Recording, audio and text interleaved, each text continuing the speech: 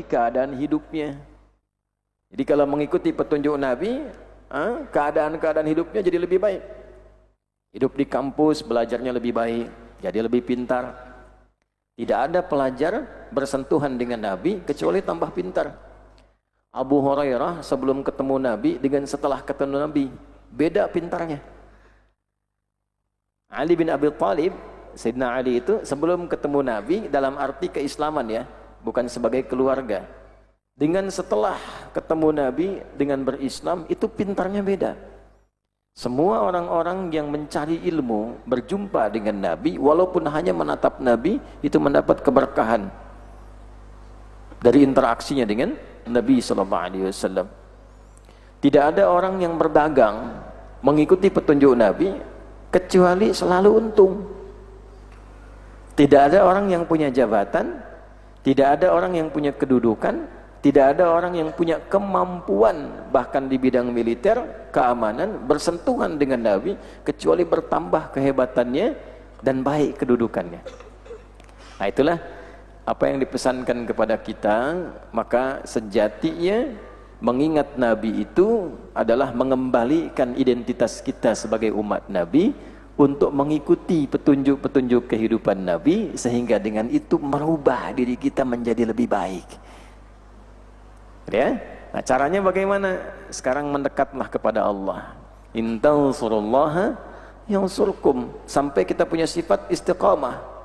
Ya, wa yuthabbit aqdamakum, sampai kemudian kokoh kita bisa berdiri dalam beraktivitas, menapaki setiap kegiatan kita dengan bersandar kepada Allah Subhanahu wa taala dan mengikuti petunjuk-petunjuk Rasulullah. Dan tentunya itu butuh bimbingan.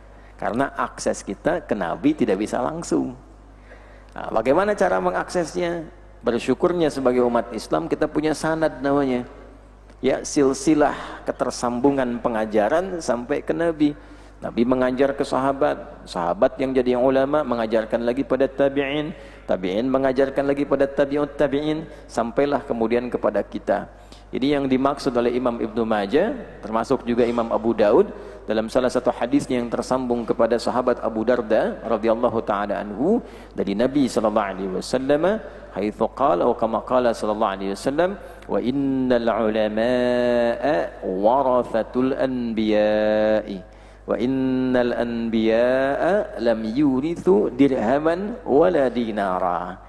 Dan sungguh para ulama itu adalah pewaris para nabi.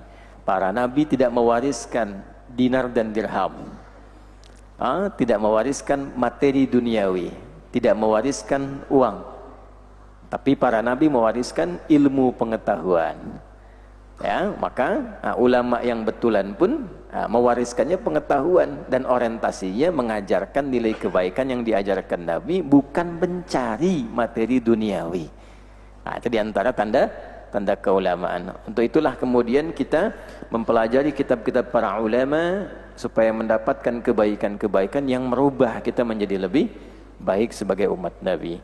Di antara dasar-dasar kitab dalam bidang ilmu sebelum mengantarkan pada ilmu-ilmu pokok yang diamalkan menjadi ibadah adalah ilmu seputar adab, khususnya adab menuntut ilmu sendiri.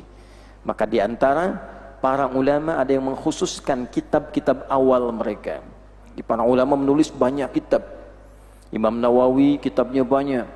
Ya, ada Al-Arba'in 42 hadis, Riyadhus Shalihin 1896 hadis, 1890 ke syarah Sahih Muslim itu 9 jilid.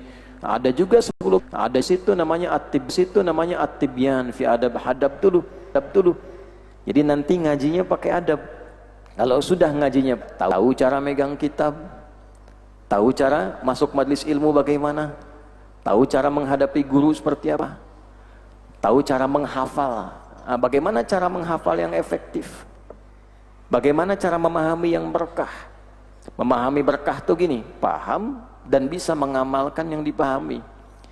Karena ada orang yang nanti ya belajar, dia paham tapi tidak bisa mengamalkan, itu musibah. Tahu tapi nggak bisa dipraktekkan. Ada yang di atas itu celaka. Yang celaka itu sudah tahu tapi apa yang dipahami hanya dia jadi